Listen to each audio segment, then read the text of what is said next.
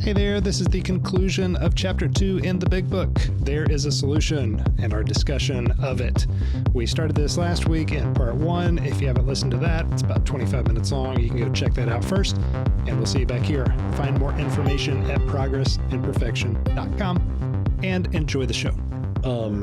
Which, like we've talked about, I think maybe the first episode, maybe, I don't know, maybe it didn't make the cut, but like the idea that psychedelics could have been involved in, I think it was Bill's experience, his original experience, because what like the popular literature today shows is that like what psychedelics do is allow the creativity of the right brain to infiltrate the left brain, the right side of the brain, to infiltrate the rigidity of the left side of the brain and create these neural connections and neural pathways that without that psychedelic involvement are very, very difficult to obtain.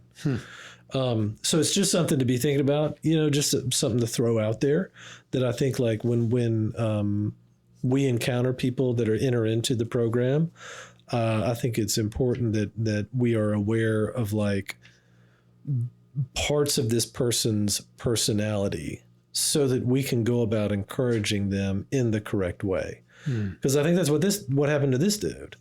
He was just rigid. It's not that he didn't know what to believe. He knew what to believe. And he believed it. He did believe, in fact. Right. Yeah. He believed it. But it was so boxed in, it was so like maybe theologically boxed in that it didn't allow for the creativity of the Lord to enter into the equation. No, I like that. I'm just connecting the kind of the unlock with psychedelics, and I have zero experience with it, nor have I studied on that like you have, but that makes a lot of sense, especially for someone. My experience was I got sober young, and I think that really served me well to shortcut some of this because I had not ingrained in my life and in my thinking. I was very malleable. Right. Even though I felt like, I act tough and I believe this. Man, I didn't. You could put anything in front of me and I would have tried it on for size. And that served me well for getting sober at the time in my life when I did, I think.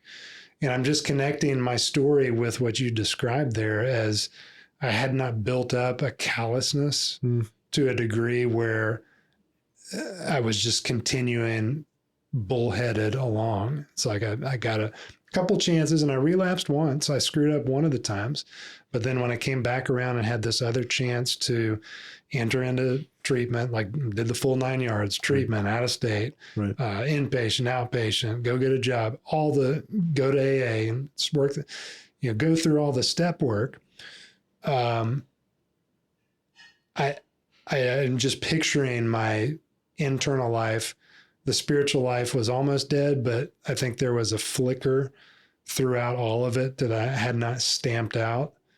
And what you described as God's creativity, is that how you put it? I mean, I think that really was, that's a great way to understand for myself what was happening there, because I was curious enough on my own to, all right, well, let's see what this AA stuff's about again. Maybe I'll try a little bit more than I did last time.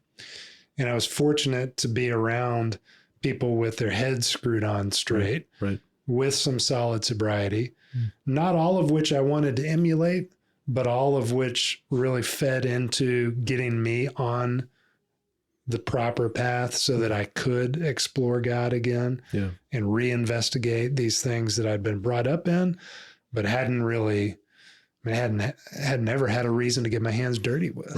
Right. Yeah. I love that. Because just like as you're talking and as we're just thinking about it, like it does, like so much of a person's personality traits like can either allow them to receive the creativity that we're talking about, like the creativity that the program offers. If it's called openness, one of the scale is openness, and it's like creativity and things like that. And like if I'm high in openness, this is much more likely to take because I'm willing to give things a try. What's that scale from? Higher in agreeableness. It's called the Neo. It's like a personality scale. Okay. It's been around for a long time. But yeah, I'm just like making these correlations of like why it would be, and I've thought about doing some research into this, honestly. But like what allows people to enter into recovery easier than other people? Mm-hmm. What allows it to take easier for some people? And to your situation, and even mine to a certain extent, like we were pretty young, and so like our prefrontal cortexes aren't formed yet, so we are kind of a little bit, just biologically speaking, more open to ideas than we would had we tried to enter into sobriety in our 30s or in our 40s. Mm-hmm. And so maybe that sort of bullheadedness or stubbornness that sometimes we can see with people who come into the rooms in their later years has a lot to do with that rigidity in their personality. What are you going to tell me that I don't already know? What are you going to tell me that's outside the Bible that God can't fix for me? Mm-hmm. And I think like what it's touching on is just this idea of like, no, it's not outside the Bible. It's actually within the Bible, but we want you to experience it rather than just to know it. That idea, even the imagery there of like the hand of God, well, that's something that's tangible, and it takes a certain amount of creativity to be able to think and be open to the idea that like, that's something to be touched. It's something to be grasped and held. And like you follow that rabbit trail, like the openness to be held, the vulnerability it takes to be held, especially by the creator of the universe. We sing this song at church a fair amount, but this idea that like, what is it? He welcomes me with open arms. He leadeth me. Yeah. With open arms, praise God, just as I am. Yeah. But that's kind of what it's alluding to there. This idea that it's not a reed. When I think of a reed, I actually think of a tool to be chastised with, to be beat with, to be reprimanded with. But instead, it's like this open-handedness that God reaches out to us, to extend to us, to like welcome us in. But again, like we have to be open to that idea, I guess is what I'm circling around. Well, and lastly, I'll throw out if any of that is like starting to get too heady for anybody, like the acronym HOW. How does this work? Honesty. Can I get honest with myself first and with others? Open-mindedness, what we're just talking about here. Can I actually get open to maybe there's a solution here? Maybe some of this junk will work. Maybe even just a little bit, maybe not the whole thing, but can I crack the door open? And then willing, H-O-W, willing. Yeah. Okay, am I open enough? Now will I be willing to just step forward just today, just one little step, like do something. Right. And that's beautiful. I think that parallels with all that as well, to bring it back to keeping it simple as well. Yeah, that's the damn simplicity of the program. It's so simple. Right? Yeah. So I love that. Yeah. See, that's why we're good for one another here. I can just go crazy with the imagery and you're like, dude, bro. Oh, bring on more hands of God. I love it. The distinguished American psychologist William James, in his book Varieties of Religious Experience, which if you haven't read out there, it's phenomenal. It's a little laborious, but it's a great read. Indicates a multitude of ways in which men have discovered God. We have no desire to convince anyone that there is only one way by which faith can be acquired. Well, let me just finish the paragraph. If what we have learned and felt and seen means anything at all, it means that all of us, whatever our race, creed, or color, are the children of a living creator with whom we may form a relationship upon simple and understandable terms as soon as we are willing and honest enough to try. Those having religious affiliations will find here nothing disturbing to their beliefs or ceremonies. There is no friction among us over such matters. Okay. What's up? Maybe? I don't know. You tell me. Okay. We have no desire to convince anyone that there is only one way by which faith can be acquired. We're back to the primary purpose of this book, which they stated earlier, maybe last week or week before, like we're trying, we'd love it if we wrote a book that was not ruffle anybody's feathers, but we're going to have to talk about God and religion, and we're going to have to at least touch on these things. So they're circling back around to that and reminding themselves and us that this is here to help you find God. Right. And they're making it open enough so that wherever you're coming from, whatever walk of life, whatever spiritual or religious background, right, you can find something that will help you with your alcoholism here. This is one of the phrases, though, that I think pisses the Christian community off. Definitely. That one right there in the middle. Because there is only one way. And so this butts up against a core part of the Christian faith, right, and belief. It's like, well, now let's pause here. Let's actually take offense at that, because it may be cause for offense. To me, I have gone way to the other side of it, and I may hike back the other way one of these days, but I keep going farther in the other direction the longer I stick in AA. Tell me more. Because to me, this is an entry point for people to stop killing themselves, because dead people can't find God, and alive people can. And so I do two things now, because I am a Christian, and I do believe there's one way, and I do believe that we are to seek first His kingdom. But I think that we can help people with their alcoholism first without beating them over the head with it. Right. Because for the person who's going to take offense at the Christian way of life, they're going to take it real quick. Right. And even if we're gently correcting or gently telling, they're going to, I mean, that's going to be a red flag. That's going to be another excuse. Right. Well, some Christian dude in AA, that's not for me. Why wasn't he in Celebrate Recovery, where he belongs? Right. And so I've backpedaled on that. But the other part of it too is I've gotten more forthright. What's that word? Forthright? Forthright. Sure. Yeah. I've gotten more vocal about sharing about my faith from a first person perspective in AA or around it, more often around it. Yeah. Whereas I used to I used to be very timid about that. And I think that's wrong as well for a Christian. But I don't believe in going in there and just Jesus, hoorah. Right. Yeah, it's interesting because like I see it almost on the flip side. Just speaking of, and I think it's written in here for the timing of it is purposeful. Yeah. Because they're just talking about the rigidity that this guy operated with, and that guy would have read this and gone, "That's why I don't go to AA." Yeah. And what we're trying to do is like be open. Yeah. And be creative and think about that passage and think about what it says, because it doesn't identify an object of faith that it's calling you towards. Yep. And in that way, it's not problematic. It's not saying put your faith in AA.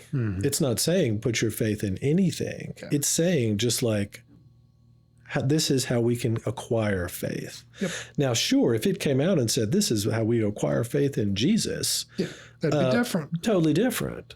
Right. And some people may read it totally different. Right. Yeah. But that's kind of my thing is like, if you have a certain amount of openness and creativity to the program of Alcoholics Anonymous, it is not, it runs parallel with Christianity, and it doesn't impede anyone's ability to obtain Christ. And in fact, if you're open to the program, it will lead you to Him. It won't deter you from Him. That's been my experience. Right. That's been yours. And the thing is, this is not a religious program. Like, it's not meant to be a replacement for or to be used instead of. Right. Yeah, it's not dogma. At the risk of stepping on toes, it's not dogma. It's spirituality. It's not dogma. And I think like spirituality almost requires by its very nature the ability to be open to how the spirit moves. And I think that's just, it's indicative. I don't know. Anyways, I just thought that was really creative how they wrote that. We think it no concern of ours what religious bodies our members identify themselves with as individuals. This should be an entirely personal affair, with each one decides for himself in the light of past associations or his present choice. Not all of us join religious bodies, but most of us favor such memberships. In the following chapter, there appears an explanation of alcoholism as we understand it, then a chapter addressed to the agnostic. Many who once were in this class are now among our members. Surprisingly enough, we find such convictions no great obstacle to spiritual experience. Further on, clear-cut directions are given showing how we recovered. These are followed by 43 personal experiences. Each individual in the personal stories describes in his own language and from his own point of view the way he established his relationship with God. These give a fair cross-section of our membership and a clear-cut idea of what has actually happened in their lives. We hope no one will consider these self-revealing accounts in bad taste. Our hope is that many alcoholic men and women desperately in need will see these pages, and we believe that it is only by fully disclosing ourselves and our problems that they will be persuaded to say, yes, I am one of them too. I must have this thing. It's the term got co-opted a couple of years ago, but it's the me too. I'm one of them too. And like, it's so interesting because like, it's the thing that people fight against the most, but it leaves us feeling totally isolated and alone in our addiction. And if we just begin to like humble ourselves and recognize that there is a community that suffers alongside us, we get to experience the remedy of like community. And that's so restoring. It becomes a vital part of the whole deal. It was for me. I mean, we can't do this. Maybe there's folks out there that can find the right path alone, but how much harder that is. It's infinitely harder to do it alone. The community of AA, and then further, as it's talking about, with most of our members favor affiliation with a religious organization. I don't know if they'd use the word most today, but I think that's still largely true. It's like we need these communities, right? And that's a big part of the religious organizations as well, is the community, the fellowship, the joining in arms together. It's supposed to be, at least. I'm yet to find an alcoholic who experiences recovery, just in my clinical work, who experiences recovery without community. I can't think of a single case. I can't think of a single case. It's got to happen then. And I mean, like what I tell like the people I work with, like, find your people. F the meeting, just find your people. And if you just find the people you like going to see, the rest of it will take care of itself.